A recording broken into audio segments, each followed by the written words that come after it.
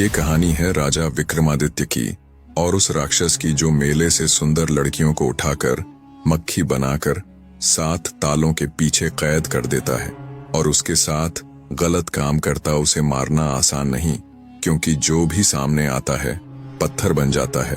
अब देखना ये है, क्या विक्रमादित्य उस दानव को मार पाएगा या खुद भी पत्थर बन जाएगा। आज की कहानी उज्जैन नगरी से शुरू होती है। राजा विक्रमादित्य की नगरी उज्जैन में एक ब्राह्मण रहता था। वह समुद्री व्यापार करता था, दूर देशों में जहाज भेजता, माल लाता, सौदा करता। उसके 7 बेटे थे। 6 बेटों की शादी उसने धूमधाम से कर दी थी, पर 7वां सबसे छोटा बेटा अमन, उसकी शादी से पहले ही ब्राह्मण इस दुनिया को अलविदा कह गए। पिता के चले जाने के बाद जहाजों को किनारे लगाने, सौदे तय करने, घाटा नफा देखने, ये सारी जिम्मेदारी 7 बेटों पर आ गई। सभी भाई मेहनती थे, पर सबसे छोटा अमन सबसे प्यारा था। उसे न केवल अपने भाइयों का बल्कि अपनी भाभियों का भी अपार स्नेह मिला करता। सुबह व्यापार, शाम को घोड़े पर लौटते। जैसे ही घर पहुंचते, दरवाजे पर खड़ी भाभियां अपने पतियों को दाहिने हाथ से पानी देती और अमन को हमेशा बाएं हाथ से। यह एक परंपरा बन चुकी थी। लेकिन एक शाम कुछ बदला। अमन के दिल में एक सवाल उठा, भाभी हमेशा मुझे बाएं हाथ से ही क्यों पानी देती हैं? उत्सुकता ने सवाल को जन्म दिया और सवाल ने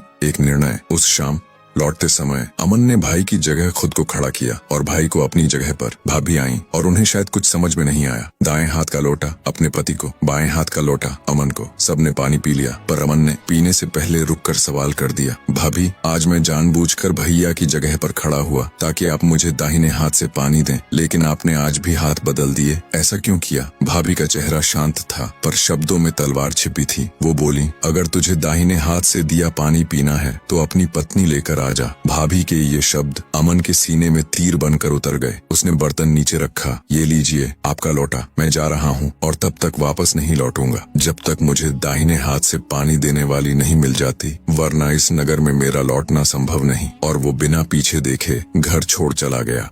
अमन लौटना तो चाहता था, पर अब उसका लौटना संभव नहीं था। भाभी के शब्दों ने उसके दिल में तूफान खड़ा कर दिया था। उसने पानी नहीं पिया, न पीछे मुड़ा, बस चल पड़ा अनजानी दिशा में। चलते चलते वह उज्जैन की सरहदों को पार कर गया और एक दिन पहुंच गया शेरगढ़। ये राज्य शांत था, सुंदर था, पर इसके राजा की आंखों में एक गहरा दुख था। उसके महल की एक खिड़की कई सालों से बंद पड़ी थी। वहाँ की राजकुमारी कनक अनुपम सौंदर्य की मूरत थी, पर एक असाध्य रोग ने उसे छू लिया था। वो हमेशा अचेत रहती, मानो नींद की कैद में हो। राजा ने सारे वैद्य, हकीम, ओझा आजमा कर देख लिए, पर न कोई निदान मिला, न चैन। आखिरकार राजा ने एक घोषणा कर दी, जो व्यक्ति मेरी बेटी को ठीक करेगा, मैं उसका विवाह कनक से कर दूंगा और अपना आधा राज्य उसे सौंप दूंगा। उसी वक्त अमन उस राज्य में प्रवेश कर चुका था। चारों ओर उसी खबर की गूंज थी, राजकुमारी बीमार है, कोई नहीं बचा पा रहा। अमन ने राह चलते एक आदमी से पूछा, इतनी खामोशी क्यों है? वो बोला, राजा की बेटी मृत्यु शैय्या पर है, हर वैद्य विफल हो चुका है। ये सुनकर अमन चुपचाप महल की ओर बढ़ चला। वहाँ पहुँचते ही उसने देखा, राजमहल एक अस्पताल बना हुआ है, हर कोने में वैद्य, हर दिशा में चिंता। अमन एक कोने में खड़ा रहा, शांत लेकिन सजग। शाम ढलते ही सभी वैद्य अपने अपने थैलों को समेट कर लौट गए। अब अमन आगे बढ़ा। वो सीधा गया मंत्री के पास। महोदय, सभी ने कोशिश कर ली, अब एक बार मुझे मौका दीजिए। मंत्री ने उसकी बात राजा तक पहुंचाई। राजा ने उसे बुलवाया। बोलो युवक, क्या करोगे मेरी कनक के लिए? अमन ने साहस से उत्तर दिया, मुझे एक रात चाहिए, एकांत में राजकुमारी के पास रहने की अनुमति दीजिए, मैं सत्य को उजागर करूंगा। राजा थोड़े संशय में था, पर एक पिता हार चुका था और उम्मीद अब केवल एक अजनबी में बची थी। राजा ने स्वीकृति दे दी। उसी रात अमन को कनक के कक्ष में भेज दिया गया। वो दूर बैठा बस कनक को देखता रहा। उसके चेहरे पर शांति थी, पर अंदर कोई तूफान छुपा था। और उस रात अमन ने देखा कुछ ऐसा जो अब तक किसी ने नहीं देखा था।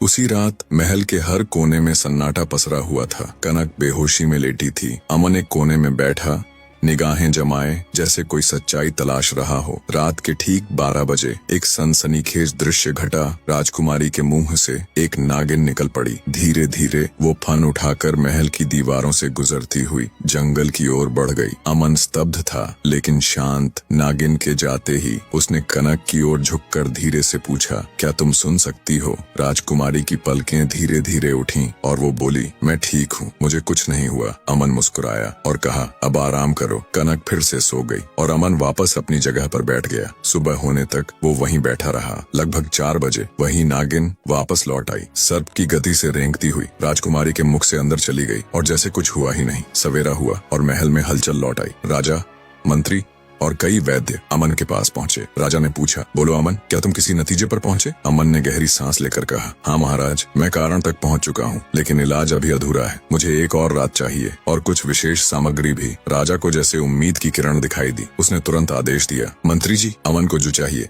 तुरंत दो। मंत्री ने पूछा, बोलो अमन, क्या चाहिए तुम्हें? अमन ने शांत स्वर में कहा, मुझे एक बांस चाहिए, 10 फुट लंबा, मोटा, अंदर से पूरी तरह खोखला, एक सिरा खुला हो और दूसरा बंद। जब जरूरत हो मैं उस खुले मुंह को तुरंत बंद कर सकूं। और हाँ, मुझे एक और रात का एकांत भी चाहिए। राजा ने बिना किसी देरी के सब कुछ दिलवाया। शाम ढली, अंधेरा घिर आया और अमन फिर उसी कक्ष में बैठ गया। उसकी निगाहें फिर वहीं कनक के चेहरे पर टिकी थीं। घड़ी ने जैसे ही 12 बजाए, अमन उठा। उसने बांस को राजकुमारी के मुख से सटाकर कसकर पकड़ लिया और इंतजार करने लगा। फिर वही दृश्य